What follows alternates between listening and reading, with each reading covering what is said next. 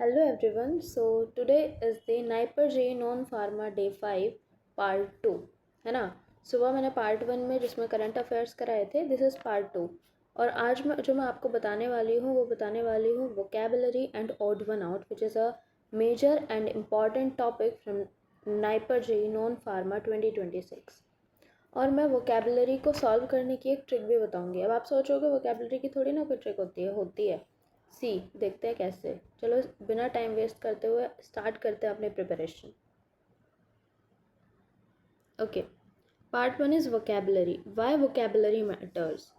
Because 5 to 8 questions directly पूछे जाते हैं एग्जाम में और इजी स्कोरिंग एरिया है जिसमें कि ना कोई कैलकुलेशन है ना कोई फालतू का मैथ्स है, बस लॉजिक है और वर्ड्स की अंडरस्टैंडिंग है। मतलब है ना, मैथ्स क्योंकि हम फार्मा वालों को बिल्कुल उतना ज़्यादा पसंद नहीं होता, कुछ किसी किसी को होता है बट ज़्यादातर को नहीं होता। आज हम स्मार्ट वोकेबलरी मेथड देखेंगे, रट्टा नहीं, स्मार्ट वोकेबलरी मेथड की जो वोकेबलरी होती है उसमें ट्रिक कैसे अप्लाई की जाती है। और बहुत सारे क्वेश्चंस आपके उस ट्रिक से सॉल्व हो जाएंगे, देखना आप।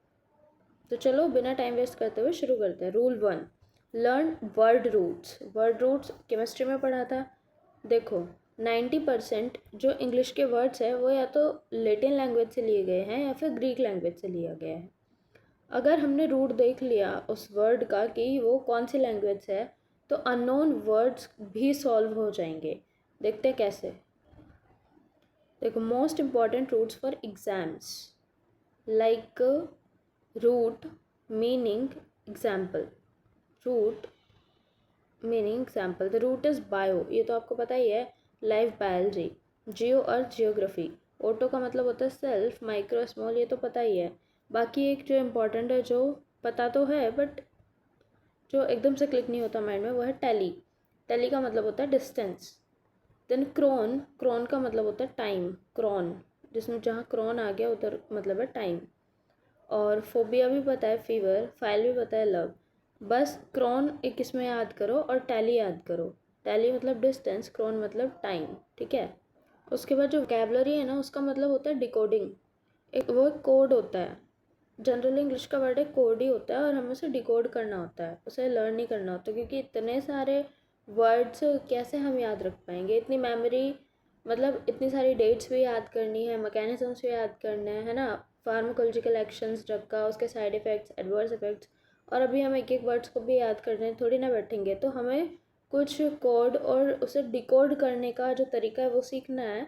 और फिर ट्रस्ट में 80 to 90% आपके वो कैब से जो क्वेश्चंस आएंगे वो इजीली सॉल्व हो जाएंगे, ठीक है।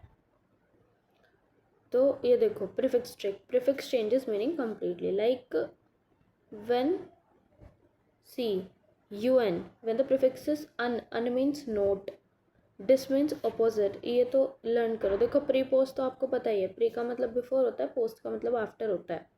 सब का मतलब अंडर होता है और सुपर मतलब above, inter is between, trans means across, across.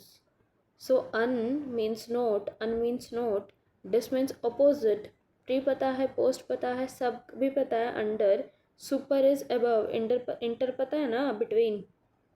तो trans means across, trans membrane, trans membrane is across the membrane, okay.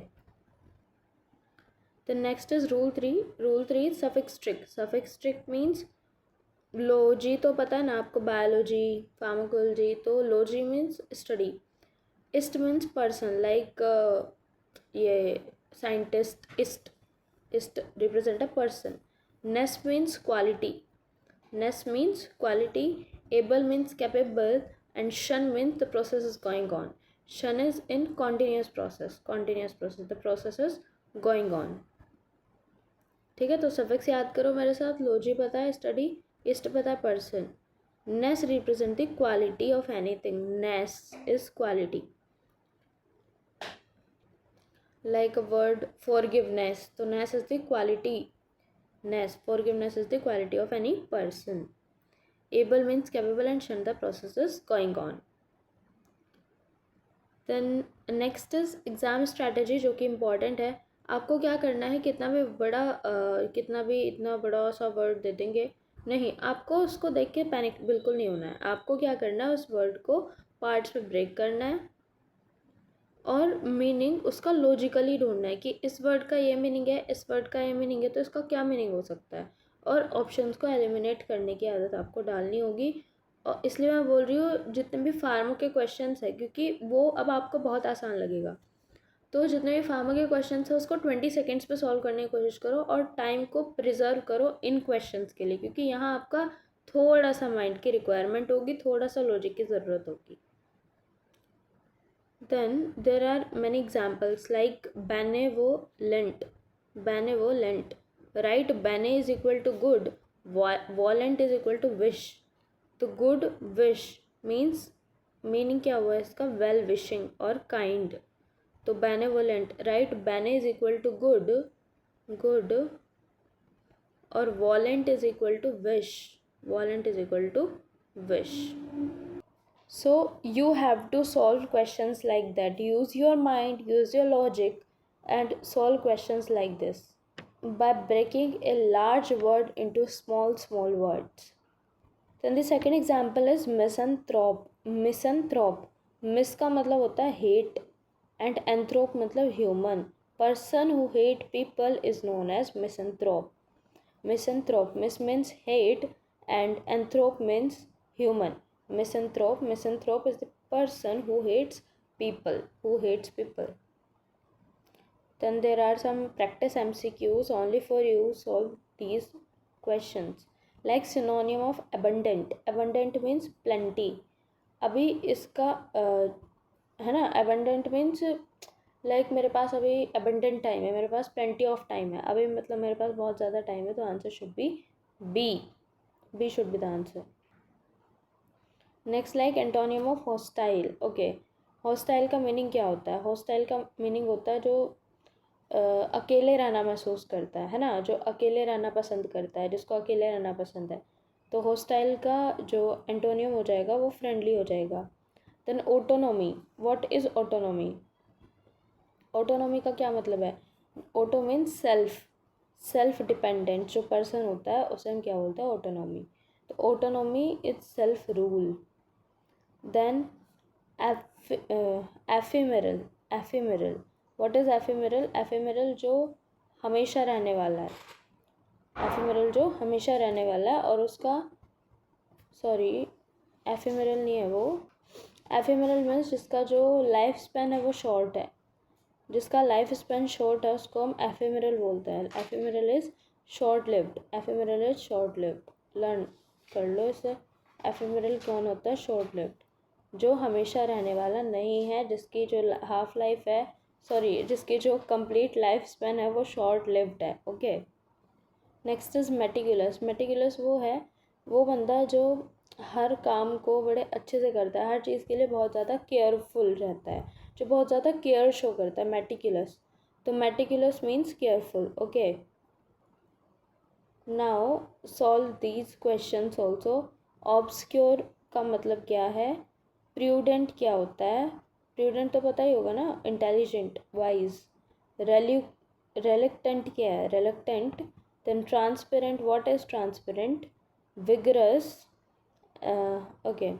Then ये कुछ इंपॉर्टेंट चीज़ें याद कर लो. बेनेवोलेंट का मतलब काइंड होता है. क्रेडिबल मतलब believable. Diligent means hard working. Fragile means delicate. Then immense का मतलब होता है huge, plenty, huge. Lethargic means lazy. Optimist को बोलते हैं जिस पर्सन के पास कोई होप रहती है हमेशा उसके पास, that is positive thinker. Pessimist is negative thinker. Then scarcity means shortage, या फिर किसी भी चीज़ की कमी हो जाती है हम उसको स्कार्सिटी बोलते हैं. ट्रियम्फ मतलब विक्ट्री. आपने कभी तो बचपन में अगर एक चैप्टर पढ़ा होगा इंग्लिश में, ट्रियम्फ ऑफ लेबर. तो ट्रियम्फ का मतलब होता है विक्ट्री, है ना.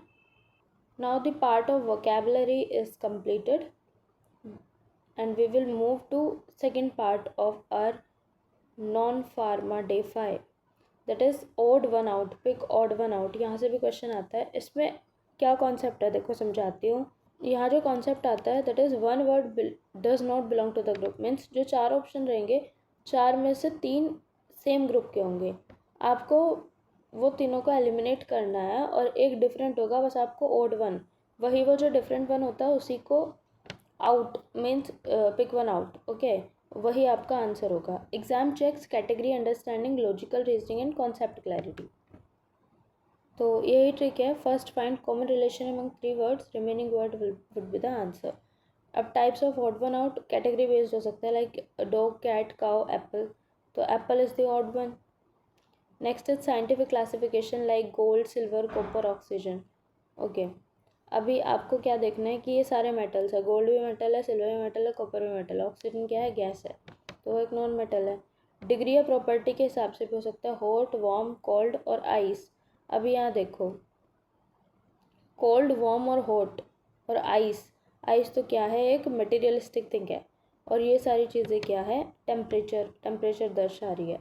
आइस भी टेम्परेचर बता रही है, लेकिन आइस एक क्या है, मटेरियलिस्टिक थिंग है. तो ऐसे आपको odd one out find out करना है. नेक्स्ट इज ग्रामर बेस्ड हो सकता है, लाइक रन, ईट, प्ले, ब्यूटीफुल. तो ऑब्वियसली एडवर्ब और एडजेक्टिव आपको अगर आता है तो you can easily found it. और अगर नहीं भी आता है तो थोड़ा अगर कॉमन सेंस लगाएंगे हम लोग. रन एक एक्टिविटी है, ईट एक एक्टिविटी है, प्ले एक एक्टिविटी है. क्या ब्यूटीफुल एक एक्टिविटी है? नहीं, वो तो किसी की क्वालिटी है ना, वो तो किसी की कैरेक्टरिस्टिक है. देन इज नंबर और logic based, like 2, 4, 6, 9. 2, 4 and 6 all are even numbers, or 2, 4, 6 they all comes in the same table, but 9 is the odd. Next odd one out practice करते हैं, चलो. Tiger, lion, leopard and carrot. Obviously carrot. Rose. अभी आप सोचोगे इतने आसान question आएंगे क्या आप एग्जाम में? हाँ जी, इतने ही आसान क्वेश्चन आते हैं एग्जाम में. Rose, lotus, mango and lily. They all are flowers except what? Except mango. Mango is a fruit. So this is odd one. Next is pen, pencil, paper, eraser. Pen, pencil, paper, eraser. तो देखो, हम pen से भी लिखते हैं, pencil से भी लिखते हैं, इरेजर से भी लिखते, इरेजर से हम लोग उसे पेन या पेंसिल को इरेज करते हैं. बट पेपर, पेपर तो एक डिफरेंट थिंग हो गई ना. अगर हम कभी एग्ज़ाम से पहले किसी भी शॉप पे जाते हैं, किसी भी स्टेशनरी पे जाते हैं, तो उधर हम क्या pen, pencil, eraser, sharpener, scale सब कुछ खरीदते. क्या पेपर भी खरीदते? नहीं. तो पेपर क्या हुआ, ऑड वन आउट.